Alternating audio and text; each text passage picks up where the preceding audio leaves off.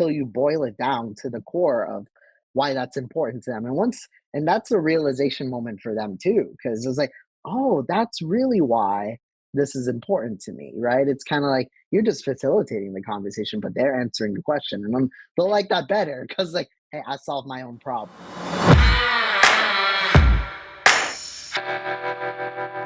Well, welcome to the Generation Youth Podcast. I'm your host, James McLamb. I'm back again this week with another new friend, another guest that was part of our Ignite series, our Igniting the Next Generation virtual summits that we hosted this past summer of 2025. In case you're watching this or listening to this sometime in the future, Tevin, how are you doing? And thank you for joining our show.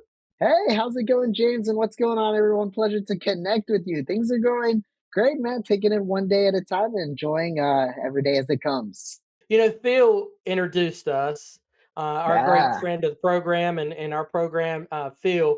And I loved your video. We're going to dive into some of the content of it today because it's very applicable to the Yeah. position that youth are in. But before we do that, I know that my audience would love to hear a little bit more about you and get to know you a little bit better. But they don't want to hear James talk. They hear me talk too much. So if you wouldn't mind, introduce yourself to the Generation Youth audience.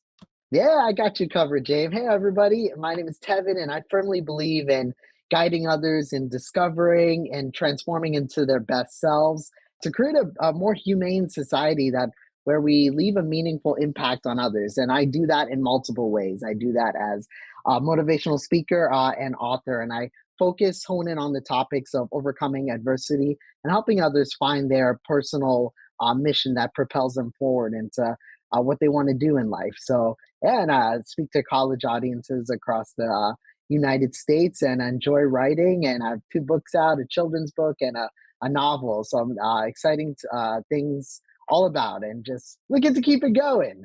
Well, Devin, your presentation for the Igniting Summit Mhm. really talked about when life kind of hits at you, knocks you down, hits Yeah. pause, and how do you get back up from that? And I must tell you that the time that you and I are recording this, that topic is something that I am dealing with youth in my environment. My youngest daughter, Hmm. who's 15, was just involved with auditioning for a musical at her school. And everybody wanted to be, all her friends wanted to be the two leads. The musical that the school is doing is Frozen. Oh, Disney's Frozen. So Yeah, there's yeah, not a yeah. lot of parts. There's not a lot of opportunity for people. And so everybody was auditioning and everybody wanted to be it. And only two got it. And they were seniors. And my daughter is not a senior. She's a sophomore. Her friends are sophomores and freshmen. And all those young girls are just devastated. They feel like Yeah. life is over. How do they get back? Now, let's be honest. There's a little bit of adolescent girl drama there. But It happens. It happens. I do think there's a lesson that we can teach them. So if you wouldn't mind diving in, what do you see as the problem, the issue? Why do they struggle so hard when life hits at them like that? Yeah, thanks for setting that up. That's such a perfect example. And when you frame that story, I really thought about, you really got to have roots before you have branches, and it's okay to Ooh, build those roots because without a foundational root foundation, that tree cannot stand tall and firm, right? So think about youth, right? Or even like humanity in general, right? One of the most common questions we get asked as kids, right, going back to when we were kids, is what do you want to be when you grow up? yeah. And that question evolves as we kind of transition out of high school and go into college or trade school or a job. And that question now becomes when you're in college, like, what is your major? And those questions kind of limit us to think that we're being defined by one thing, as if we are defined by one thing, which is not ever the case, right? Right. So I firmly believe it's important to rewrite that narrative and ask more impactful questions, such as who are you? What is your mission? Who do you hope to be? And what kind of impact do you want to have on others? Because we all have all types of dreams and things we desire. And of course, we all want that dream job, dream house, dream car, and dream life. But sometimes we get so caught up in what we want to have then we lose sight on who we hope to be, right? So it's important for us to, dig a bit deeper and ask ourselves, like, who do I hope to be and what kind of impact do I hope to have on others? And I think that's a key part of it that's applicable to all of this because while auditioning for a part and we don't get the part that we're seeking for, even applying for a job and we don't get the job, right? We become so devastated by it because we're defining ourselves through that one lens, right? And really it's reframing that, like, I'm still developing roots, or rejection is redirection, right? I've applied to many jobs and auditioned for I'm a speaker, right? I even auditioned for gigs and I don't get them. So I was like, no just means next opportunity, and rejection means redirection. So, and that takes time to kind of get into that mindset. I know I gave you a mouthful, but Well, there were several things that came to mind while you were saying that. The first thing that came to mind is if there are youth listening to us right now, they're rolling their eyes. They're going, oh oh yeah, no, some more adults telling me that it's okay for me to fail. They just don't know yeah, how it is. yeah. We get that a lot. This thing is the most important thing in their life. Oh yeah. What do you think we can do to help them see the bigger picture? I mean, I love what you said about helping them find their purpose, but I don't want to leave them if they're listening to us with just these platitudes, these great statements. If you and I can come up with something that can give them, hey, this is how you can see through this, and see that Mhm. okay, this is just part of your journey.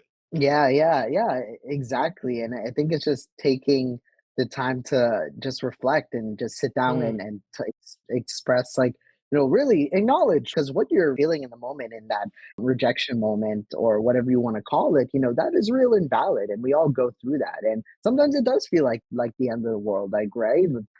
Even like with adults, right? We apply for jobs and maybe we have to go through 3, 4 stages and we might not get chosen. And even as young adults and teenagers and those in college, right? That becomes like the biggest thing. And just acknowledging those feelings, it is very valid. And really to get to those next steps, right? It's just coming to acceptance, right? Yeah, because your world might have stopped in that moment, but it doesn't mean it's the end of your journey, end of your story. And it's kind of, we watch movies on this all the time or read books on this all the time, right?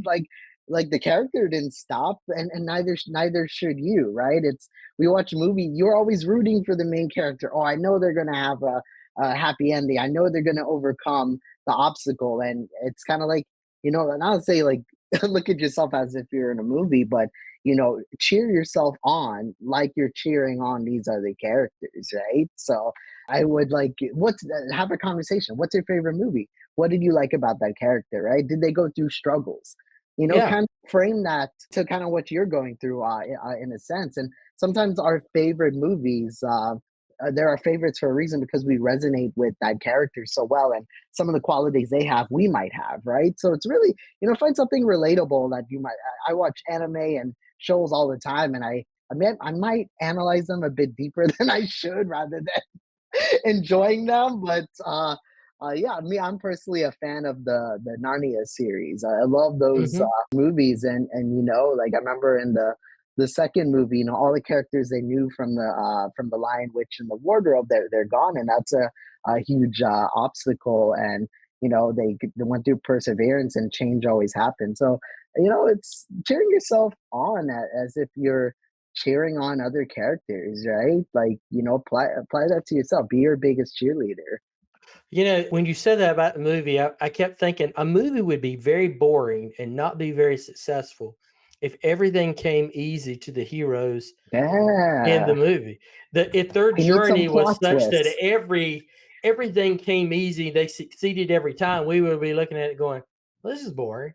They're not growing. Oh I yeah. mean, we went and I don't think a youth would go, oh, they're not growing. But they would Yeah, get yeah. that sense. So this character ain't doing anything. I don't like it. So you're right. It's only through trials, only through those failures that happen. So one of my Yeah, favorite exactly. quotes that the late great Zig Ziglar said that relates really what you're saying is that failure is an event, it's not a person. And Absolutely. that is just so hard to get them to understand. Is Yeah. getting them to understand to do that. What are some of the things that you shared during your presentation that can help them frame it that way, that it is an event, that it's not a person that can help them. You talked about elements some in your presentation, and I just Yeah, love yeah, the things that you were talking about there. yeah.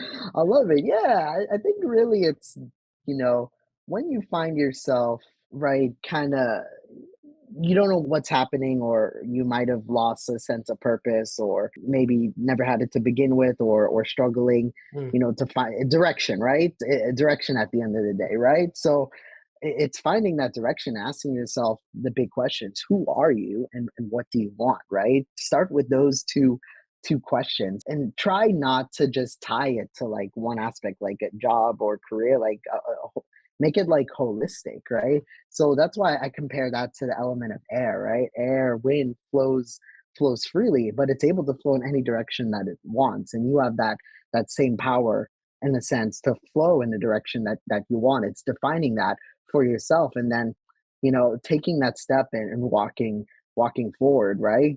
Like even with like singers and actors, right? You don't become a songwriter if you don't write a song. You don't become an artist if you don't produce art. So just start, take that step forward, choose that direction for yourself. And to become a songwriter, write a song. Go mm. take that paper out, write. To become an artist, you got to start, draw something, or produce digital art. Keep producing in your craft, and that's how you're moving in that direction after you kind of clarified, who are you and what do you want, and what do you value. It always starts with those steps. I love that you tied it to songwriting, because we years ago on our show we had an artist who is the band director and the lead guitarist for a singer, a producer, songwriter that does a lot of Ah, Christian music, and they're very big. They've been writing songs since the 60s. And he talks about the oh, fact that's that so they cool. just write that very early in their career, they would get up and write something every day. The writer and his wife would write something every day. And a lot of times what they would put down did not make sense, did not work. And it may only be Yeah, years later that they could look back and see how that fit together. And some of their most successful songs that they had ever written were not written in one setting, but written over years and refined by right. the experiences around them. So I think there's some lessons that relates to that, is that what looked like failure that day Yeah. was really a setup for them to be successful later in life. So that may Oh be yeah. something we need to yeah, guide them on as well. So Oh, absolutely. And I love that you said that, because what's one of my favorite phrases it's one of my mantras: struggles and setbacks set up success. hmm. Say that again. And we've got to hashtag that: struggles, There we go. There we go. I struggles love, and I love, setbacks, set up success. that's right. I love a good use of alliteration. Even in my book, Forging Your Inner Diamond, the subtitle is "A Story of Transforming Your Breakdowns into Your Breakthroughs," right? So, because we can go from breakdown to breakthrough, and I list some steps in there, and that first step is finding your direction and setting your values, right? So that ties into the element of air and wind. How can a parent who is listening to us right now, and they've got children that are going through setbacks and struggles, and they want to help them set them up for success, Hmm. what advice could we give them to start with? Because a lot of times we get feedback from parents that'll listen to our show or listen to an episode, and they're like, you guys talk about a lot of great things, but what I want is, give me step one, step two of how to help Susie and Johnny, rebound. So what would you say? A parent comes Yeah. to you and says, Devin, my kid's struggling, my kid's got a big setback, they just think the world's over with. What do I need to do? I know you're saying help them with finding their who they are, but how to, finding themselves, can they help them? What do they do? What's the best way to do it without the kid looking at them and rolling their eyes and saying, Yeah. you know, you don't understand. So Yeah, I think it's just a matter of, that is such a huge question. And let me give some kind of context before I answer that question, right? Like, mhm. as kids, I don't have kids on my own, but I hope one day. But worked with a lot of kids through elementary school, high school, and college, and from age 0 to 7, right? It's kind of like that imprint period, that programming stage where kids are like sponges; they absorb everything, and then through ages probably like 8 to 13. They're in that modeling period, right? Copying others and deciding what they like and what they don't like. And then there's that socialization period, like in high school, where they are more influenced by their peers rather than the families, right? And they're moving away from that earlier programming from childhood. And then from age about 21 to 35, they're developing that work personality. And then, even myself, being over 30 now, I'm kind of like going back to like what I liked as a kid, right? So it's interesting. So to answer your question, you might have to go into that and have them you facilitate kind of not kind of solving it for them, but facilitating that, like Hmm. asking as a kid, kids always ask parents, why mom, why dad, why, right? So I think it's really kind of cool to kind of model that back to them as an adult and like, why is this important to you, right? And keep asking the question why, right? It'll break down the core of what kind of distraughted them into that answer. Just keep asking them why, and you're going to get a little bit out each and every time you ask why, till you boil it down to the core of why that's important to them. And that's a realization moment for them too, because it's like, oh, that's really why this is important to me, right? It's kind of like you're just facilitating the conversation, but they're answering the question. And they'll like that better because, like, hey, I solved my own problem, right? Yes, that's what our good friend Derek, who was also on Ignite, what he was talking to us when we were doing our podcast is we've got to throw it to them and let them feel Hmm. empowered, have agency in the answers. So that's a good step. That's a hard Yeah. step for a parent, though. As a parent of three, I can tell you right now that you want to solve their problems a lot of times for Yeah, two reasons. One, exactly. you want to help them, you want to protect them from hurt. That's a hard thing to watch them struggle. And two, you're tired, and it's easy to solve it than it is to If you guide them just through it. So exactly. that's a good point on helping them to go through. So gave us step one on that. You got another step behind it? Because they're like Yeah. chomping at the bit. Mom's like, I wrote that one. Now give me something else.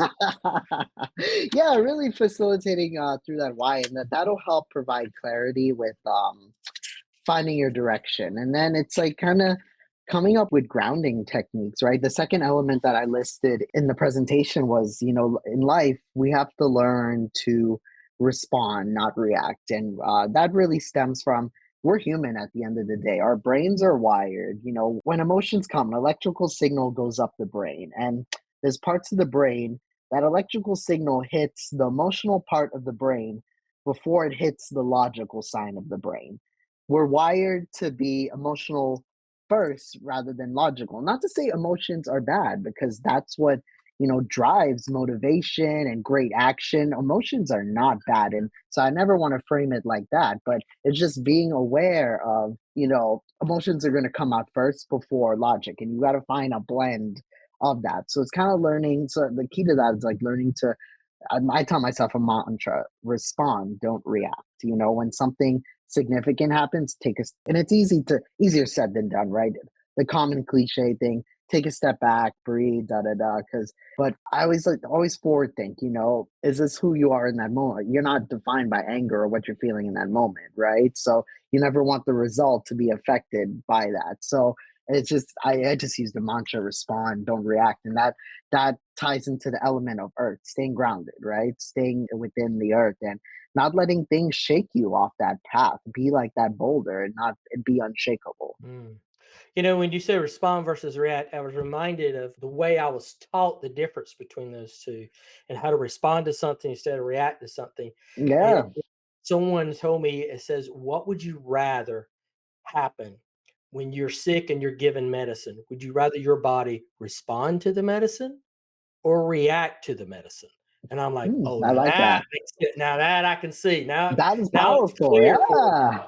I want my body to respond to it in a positive way versus react to it and I break out in hives and scratches and get sick or something Yeah. like that. But yeah, That's that's true. and you're right about the brain. For some reason, God had created us to develop that part of our brain that is the risk taking, that's the excitement, that's the fun Mm-hmm. and first and faster. And the part of the brain that does reason and develops logic and has the kind of the brakes on our lives, to slow us down, it develops second and slower.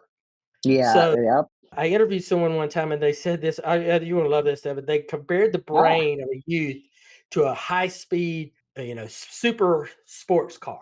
And it's got a very, very, a youth's brain's got a very, very sensitive accelerator that if they touch it, it'll go 0 to 100 miles an hour in half a second. And it has a Ah. brake, and the brake works, but you got to push it all the way to the bottom and you got to stand on it. And the way that they explained it to me is like, look, youth know better on some things. It's just that it's hard for them to stop because the brain is not completely done. So Yeah. understanding that Yeah. can help them have those grounding techniques that you're talking about so that they don't get over emotional when they fail because we all fail. I mean, it's Yeah. just a part of life. It's part of the process, and it takes a great deal of acceptance to get to that point. So I hear you. Then I love that analogy with that high speed car. It's so true. Yeah, that kind of helped identify, clarify to me really what's going on in their brain. Because you'll hear a parent, they'll come up to you and they'll say, look, you're talking about all this good stuff about, helping them set up for success. I can't get by the emotions of the moment. Mm. They are reacting too hard. So we really have to understand there's nothing wrong with them. They're not broken. It's just the Yeah, way it's it just part. is. Yeah, yeah, and that's the thing because even us, we're talking about this, but we made mistakes in our life Mhm. too, and we learn and grow from it. And sometimes, when a kid, when you're younger, you're gonna touch a hot stove, and oh, I'm never gonna touch that again, right?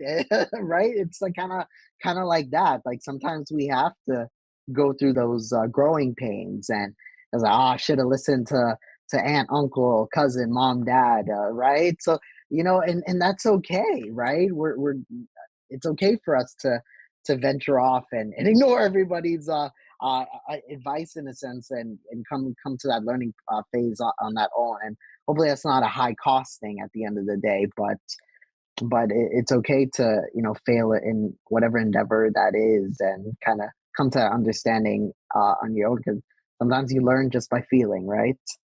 Ooh, you learn just by failing. I like that. That's so Yeah, cool. you're Is there drawing anything that drawing out of me. Is there anything that you would, anything to kind of wrap a bow into this? They want to give them all the techniques. I want them to buy your book. Anything that can kind of wrap a bow in this or send off the parents so they are, they want to help, but they feel lost helping sometimes.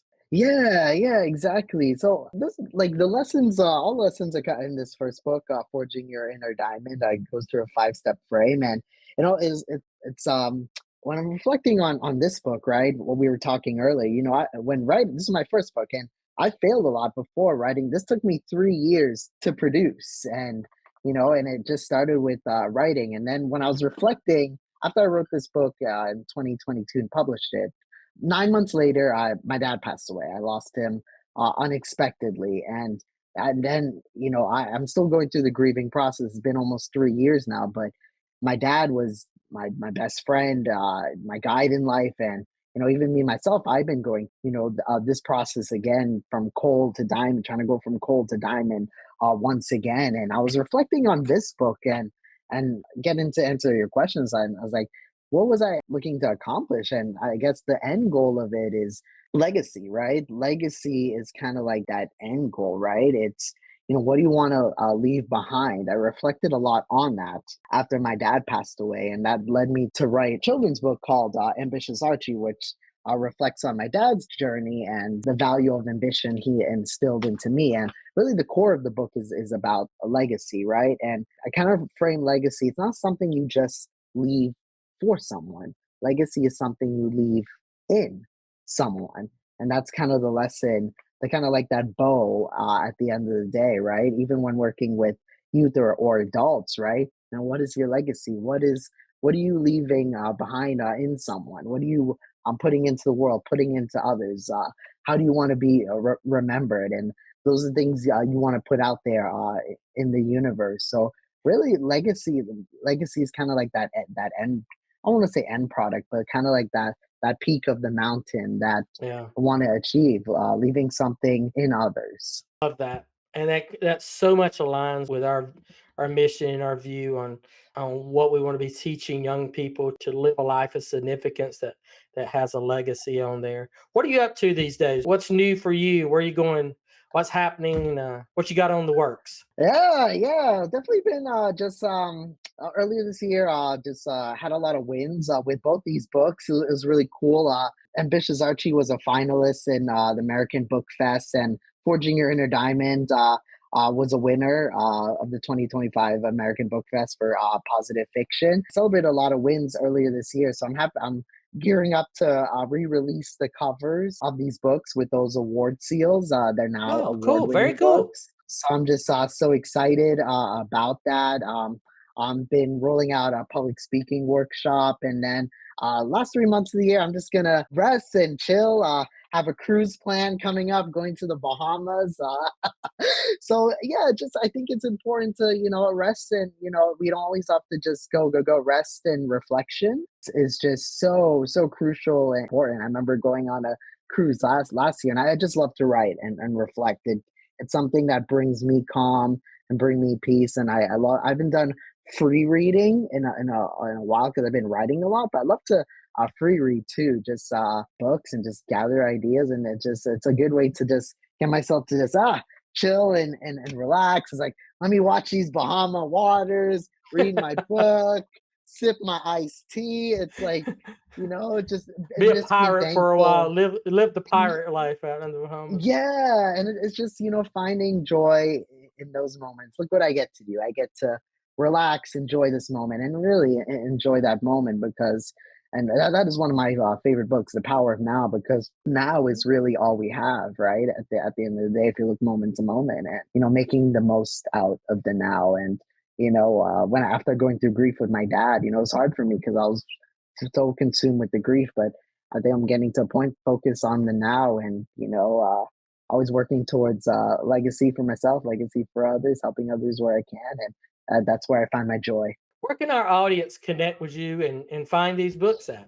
Yeah, so you can connect with me at talkwithtevin.com. There's a tab for the Forging Your Inner Diamond book and the children's book, and then there's a contact tab where you can reach out to me. I'm happy to hear your story. Happy to connect with you in any way. Any insight on the books, happy to connect with you. And just, we're all connected through our stories, and I hope to connect my stories with yours. And yeah, it's what it's about at the end of the day.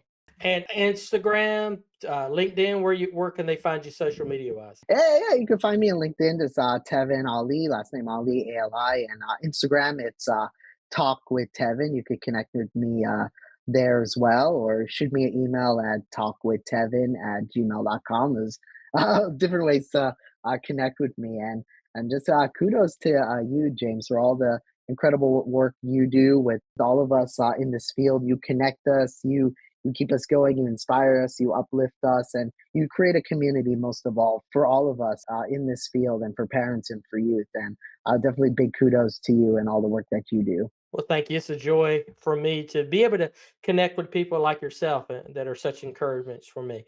And audience, community, listen, if you missed any of those websites or links, just look in the show notes. If you're watching on YouTube, look down below us, click the open button, and you'll find it there. If you're listening, go to your app, check your show notes there, and you'll find all the information that you have. And audience, listen, if you stuck with us now for over 30 minutes, you've obviously found some value in our conversation, or you left it on by mistake. One of the two, we don't know which. But whatever it Quick is, you're still replay, here. replay. Yeah. So Yeah. whatever it is, you're still here, and we want you to do three things for us. And the first thing is comment on this so that we can hear back from you, or contact us and tell us what you've learned. Number two, give us a like there so that the algorithms pick it up and it reaches more people. But this is the most important one. And this is where you got to be active. If you found value in our conversation, I'm sure you know someone who needs to hear this message, who needs to hear about these lessons about when life hits pause. How do you go forward? How do you from when you have struggles and setbacks get set up for success? How do you do that? So share it with that person, share it with that family so that they can hear this message and connect with Tevin. Tevin, thank you again for being our guest Yeah. today. And thank Thank you you, for being a James. presenter on the Igniting the Next Generation. My honor. Thank you all. Hope to connect with you. And thank you, audience, for sticking with us. We'll see you very soon on another episode of the Generation Youth Podcast.